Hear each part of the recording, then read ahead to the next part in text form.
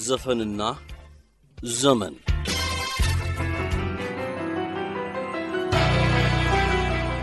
ማዲንጎ ሲታወስ ማዲንጎን በመስመሮች መካከል ብዙ ያልተወሱ አንዳንድ ጉዳዮች ዮሴፍ ጥሩነህ እንደጻፈው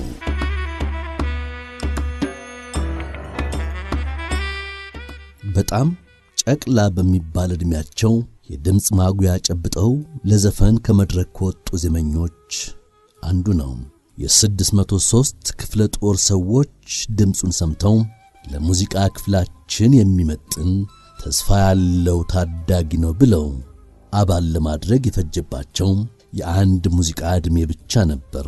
በወቅቱ ተወዳጅ የነበረውን የኤፍሬም ታምሩን ናተላክ ልቤ የተሰኘ ዜማ በልጅ አንደበቱ ሲያዜም በጣም ወደዱት። ትንሽ ፈጠን ያልኩ ልጅ ነኝ እና እንደዚህ አይነት ደረጃ ድሮ እናረጋኸኝ እነጸጋይ እሸቱ ነዋይን የተለያዩ ዘፋኞችን ቤቴ ውስጥ ሆኜ በመሰማበት ሰዓት እኔ ለወደፊት እንደዚህ ነገር ይኖረኝ ይሆን የሚል ከልጅነት ሁሌም የሚያስጨንቀኝ ነገር ነበር ይሄ ነገር እና በአንድ ወቅት ከደብረ ታቦር ተነስቼ አሁንም አዘዞት ሲሄድ የ603ኛ ኮር ስር ያለ 4ኛ ሜካኒክስ ክፍለ ጦር የሙዚቃ ቡድን ትሬኒንግ ያደርጋል። 7ኛ ክፍለ ጦር የሚባል ካምፕ ውስጥ ገባሁኝና ምንም አላቅም። እኔ ዘፈን እችላለሁ እኮ ዘፈን አዘፍኑኝ የሚል ነገር ነው። ከዛ እስኪን ሞክረው ለምን እንዲህ አይነት ነገር አለ እዛ እስቲ ጎበዝ እኮ ሊሆን ይችላል ከፈለጉም ሊስቁ ካለዛም ደግሞ እስቲ ተብሎ ሲታይ ገብቼ ትዝ ይለኛል የኤፍሬም ታምሩን ዘፈን ናትላክ ልቤ ልላክህ ልስደድ ልቤ የሚለው ስወረራቤ እንደምነሺ ይህን ስዘፈን በቃ እንዳለ ውጭ ለረፍት የነበረው ሙዚቀኞች ገቡ። የፖለቲካ መምሪያ ኃላፊው ተጠርተው መጡ። ለክፍለ ጦራችን የሚያስፈልግ ሕፃን ልጅ ምናምን መጣ ተባለ። ወዲያውኑ የተቀበሉኝ ስወረራቤ እንደምነሺ እንደፈገራቤ እንደምነሺ እስቲ እንደነሺ ያ ታዳጊ ማዲንጎ አፈወርቅ ነበር።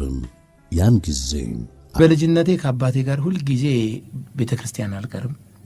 ትዝ ይለኛል የ8 ዓመት ልጆች ሆኜ ፍልሰት አንጾም በጣም ሄጄ እስከ 9 ቆይቼ ከእናቴ ጋር መጥቼ ከአባቴ ጋር ሞልበት ነገር ነበርና በዛ ውስጥ ታንጬ ነው ያደግኩትና በደንብ ስቦኝ የያሬድን ዜማዎች አባቴ በጣም ይችላል። በጣም ከሚገርመው በላይ ነው የሚላቸው እሱ ሲላቸው እና ብዙን ነገር እንደውም ከሱ ነው የሰማሁት። ድምፃዊው ማዲንጎ ያደገው የቤተ ክህነት ዜማ በብዙ ይሰማ ከነበረበት ቤተሰብ እንደመሆኑ ለዜማ የቀረበ ነበር። በተለያየ ጊዜ ከዜማ ፈጣሪዎች የሚሰጡትን ዜማዎች በላቀ የዜማ ችሎታው በማዳበር ከሚጠበቀው በላይ በመስራት የዜማ ደራሲዎቹን ሲያስደንቅ ኖሯል። ለጥላሁን ገሰሰ እንጉርጉሮ፣ ለሙሉ ቀን ልብ ኮርኳሪ ዜማ ልቡ ይረታ ነበር። የተሰጡትን ዜማዎች አስተካክሎ ከመጫወት ጎን ራሱ ዜማ የደረሰላቸው ሙዚቃዎችንም ተጫውቷል። ጥቂቶቹን ብናነሳ የአፋሯ ወጣት፣ ማን እንደኔ፣ አባይ ወይስ ቬጋስ፣ ተነስ ተነስ አለኝ፣ አንበሳው አገሳ ሲጠቀሱ ከሌሎች ሙያተኞች ጋር ከሰራቸው ደግሞ የአራት ትዝታ ዜማዎችን በአንድነት ያቀረበበት የትዝታ ሙዚቃ ይገኝበታል። የዜማ ደራሲ የሚለው መቶ ባይሆንም ግን ለራሴ ስራ የሆኑትን ጥሩ ነገሮች የሰራዋቸው አሉ ህዝብ ውስጥ የገቡ። ለምሳሌ የጀመርኩት 2ኛ አልበሜ ላይ ነው። አፋሩ የኔ ዜማ ነው። ትዝታዎቹን ደግሞ የአራት ሰዎች አስመስዬ የተጫወትኩት እንደ አይዲያ የኔ ናቸው ሐሳቦቹ። እዛ ላይ ደግሞ አንቺ ቆንጆ የሚለው አልበም ዜማ ከመጀመሪያው መነሻ ውጪ ሌላውን የሰራሁት እኔ ነኝ። ማን እንደኔ ንገሪኛ የሚል ዘፈን አለ። እሱም የኔ ዜማ ነው። ኤልያስ መልካ በመጠኑ አለበት። ለፊልም ማጀቢያ የተሰራው አባይ ቬጋስ የኔ ነው። የበላይ ተነስ ተነስ አለኝ የሚለው ዘፈን የኔ ነው። አንበሳው አገሳ እሱ ዜማ የኔ ታዎችን ነው መተው አለብን ብዬ የማስበው። ለምሳሌ እኔ እኮ እንዲህ ነበርኩኝ ብሎ አሁን ላይ ቁጭ ብሎ እኔ እኮ ትልቅ እንደዚህ ህንፃ ገንብቼ ሰው ማስተዳደር ነበር እኮ እንደዚህ ቦታ ሂጄ እኮ እንደዚህ አጥቼ ነው። ይሄ ሁሉ አያስፈልግም። በቃ ያ አለፈ እና አሁንም አንድ ብሎ ተነስቶ ወደፊት ቢሄድ ሰክሰስ ሊሆን ይችላል። እንደዚህ አይነት ሰዎች ስላሉ እንደገና ሀብታሙ ቦጋለም ይህንን አይዲያም ይዞም ስለመጣ ተነጋግረን ከዘፈኖቹም ከመኖራቸውም የኔም ደግሞ ድምፅ ከመቀያየሩ አንግሎ ነው ግጥሙ በጣም ተወዳጅ ግጥም ነው። ስለዚህ እኔ የምቃወመው እንደዚህ አይነትን ነው እንጂ አንድ ሰው በጣም የሚወደውን ሰው በህመም ሊያጣ ይችላል፣ በሞት ሊያጣ ይችላል። ያን ትዝታ ልንወቅሰው አንችልም። ታሪክ የሰሩ ሰዎችን ትዝታ ውስጥ ከተል ልንረሳቸው አንችልም። ደግ ነገርን በትዝታ የኋልዮሽ መመልከት ክፋት ባይኖረውም ያለፈን ለመለወጥ መጣር የተገባ እንዳልሆነ ለማሳየት ከሀብታሙ ቦጋለ ጋር ተመካክሮ ያለፈን ላይቀይር ሰው ለምን ይለፋል ሲል በትዝታ ሙዚቃው ጠይቋል። ባይጠፋ አሻራው አልገኝም።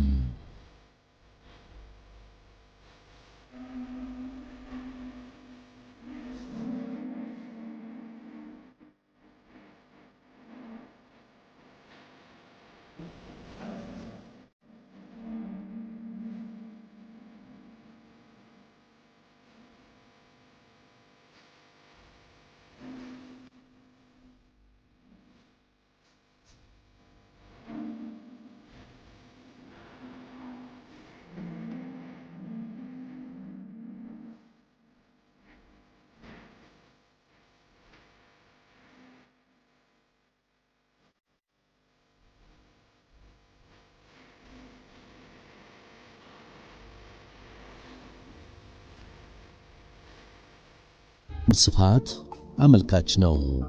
አንቺን በተለየ የተሰኘው ሙዚቃው ይህንን ችሎታ በደንብ ይገልጣል። ከምንም በላይ የሚከብደኝ እኔ ሰው ሁልጊዜ ሳገኘው ጥሩ ድምፅ አለ፣ መስራት አለብህ፣ የተሻለ ዜማና ግጥሞች ብታገኝ አንተ ድምፅህ ጥሩ ነው፣ ከዚህ በላይ መሆን ትችላለህ የሚለውን ነገር በጣም ይከብደኛል ሁልጊዜ። ሶስተኛው አልበም ላይ ስትመጣ እንግዲህ እድሜያችንም ከፍ ያለ ነው። እኔም ራሴ ሙዚቃ ውስጥ ከልጅነቴ ስለነበርኩኝ በጣም ብዙ ዓመት ነው የፈጀብኝና ሶስተኛው አልበም ላይ ስትመጣ ደግሞ ውድድሩ በጣም ከፍተኛ እየሆነ ሄደ። እኔም የተሻለ ነገር መስራት አለብኝ። ምንድነው አዲስ ነገር ይዤ መምጣት አለብኝ፣ መማር አለብኝ፣ መቀየር አለብኝ። አዘፋፈኔ ስታይሌንስ እንዴት ነው ማድረግ ያለብኝ፣ ከተለመደው ወጣ ያለ ነገርስ ማምጣት አለብኝ ብዬ በገንዘብም በስራዬም በጣም የተጨነኩበት ሶስተኛው አልበም ነው። ህዝቡ ለኔ ያለውን ፍቅር ልክ እንደ ልጁ ያሳደገኝ የኢትዮጵያ ህዝብ ለኔ ያለውን ፍቅር ጥሩ ነገር ይዘመታል ብሎ በአንድ ጊዜ በጣም በ10 ቀን ውስጥ በጣም ብዙ ኮፒ በመሸጥ ትልቅ ደስታ አግኝቻለሁ። በጣም የተለፋበት ነው። ሰው ራሱ አሁን ድምፅህን ተጠቀምክበት፣ አሁን እንደዚህ ነው፣ አሁን በጣም ተሻሽለ መጥተሃል፣ ከዚህ የበለጠም ነገ እንደምትሰራ ተስፋ አለን ያለ ነው። ሶስተኛው አልበም በተለይ በጣም ከዓለም አቀፍ ሙዚቀኞች ጋር መድረክ የመጋራት ብቃት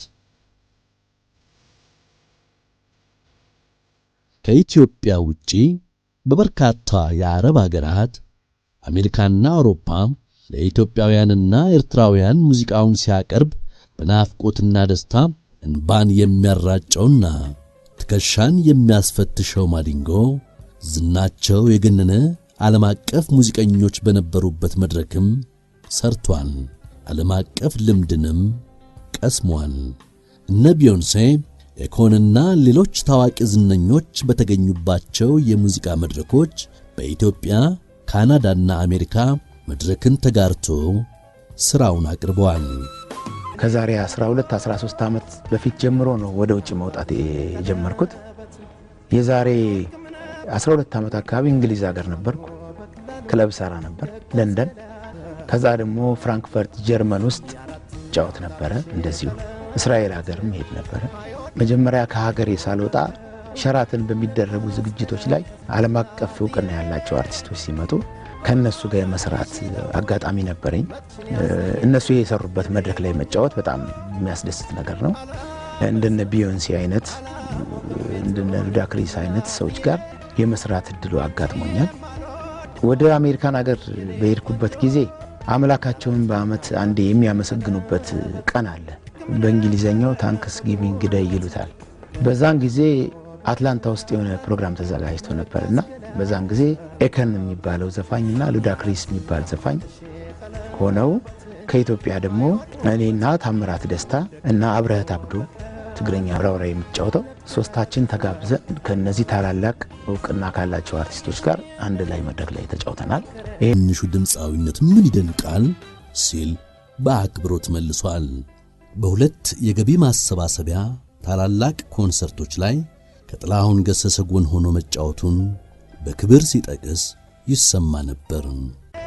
ከምንም በላይ ደግሞ ዓለም ላይ ራሱ ወደር የሌለው ዘፋኝ ይመስለኝ ታላቁ የሙያ አባታችን ጥላሁን ገሰሰ ያለበት መድረክ ላይ ክብር ለኢትዮጵያ የሚል ፕሮግራም እሱን ማረሰው በጣም ትልቅ ፕሮግራም ነውና ከጥላሁን ጀምሮ እስከኛ እስከ ትናንሾቹ ድረስ የተሳተፍንበት መድረክ ነበር። አንድ ብር ለወገንም እንደዚሁ እነዚህ መድረኮች አግኝቻለሁ።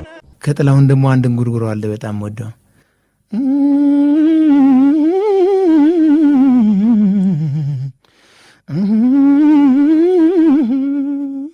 ለተራበ ጉራሽ ላጣ ሰው ደጋፊ።